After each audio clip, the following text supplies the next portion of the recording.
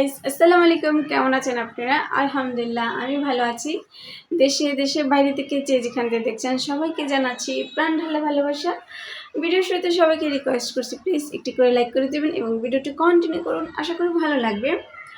তো আজকে সকালবেলা কিন্তু ঘুম ভাঙছে, তো ভাঙার পরে কিন্তু কোনো কাজ হয়নি। জোহাকে নিয়ে একটু বের হতে হয়েছিল, আর আপনারা তো জানেনই জোহা একটু হাইপার বেশি, তো ওই কারণে কিন্তু ওকে একটু ঘোরালে ভালো লাগে ওর, যেহেতু একটু ঘোরাতে নিয়ে যাই।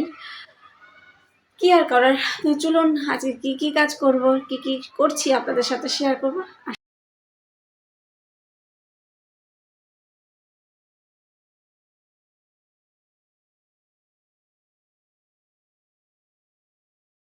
তো সকাল থেকে কিন্তু অনেক কাজ জমা রয়ে গেছে, তো এগুলো করা হয়নি, এখন আমি এগুলো করে নেব।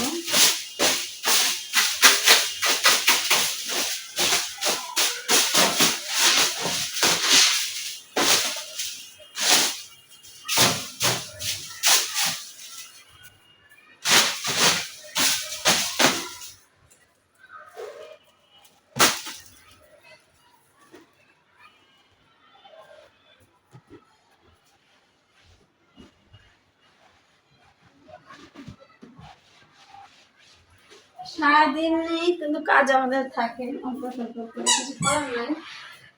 জোহা তো খুব দুষ্ট, তো ওই কারণে কিন্তু সব কাজই করার পরেও, আমি সব কাজ করার পরেও যদি আমার কাজ শেষ হয় না, কারণ জোহা তো এক জায়গায় বসে না, দ্রুত সব কিছু নোংরা করে ফেলে।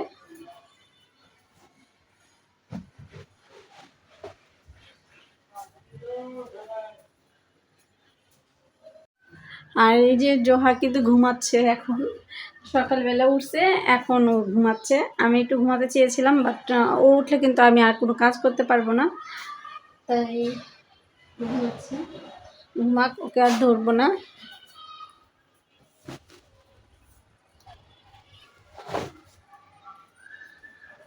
বিছানাটা এখন আর গুছাচ্ছি না, ও ঘুমাক, পরে আমি সব কিছু করে নেব।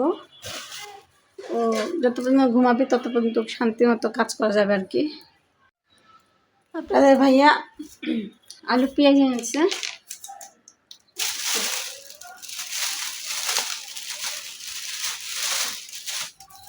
শক্ত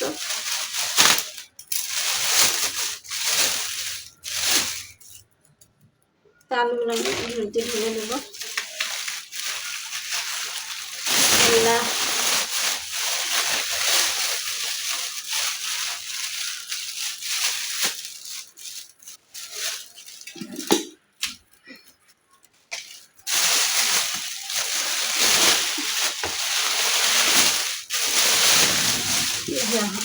সব পড়ে গেছে, উঠায় নি।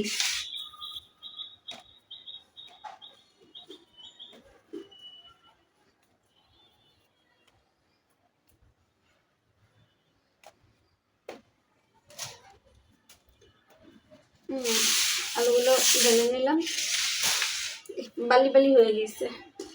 আর এই যে পুঁই শাক, আপনাদের ভাইয়া ডাল দিয়ে খাবে বলছে। পুঁই শাক দিয়ে ডাল দিয়ে আলু দিয়ে একটু ভুনা ভুনা করবো, মানে হালকা, মানে ইয়া থাকবে আর কি। আর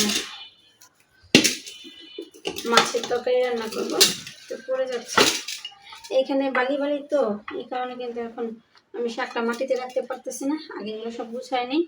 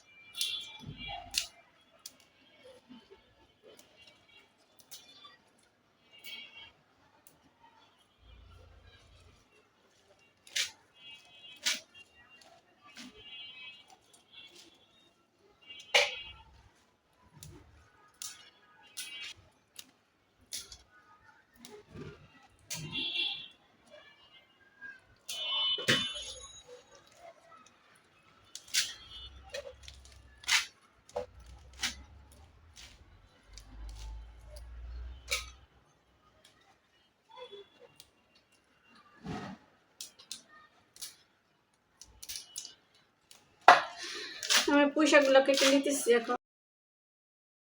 তো আজকে এতটুকুই।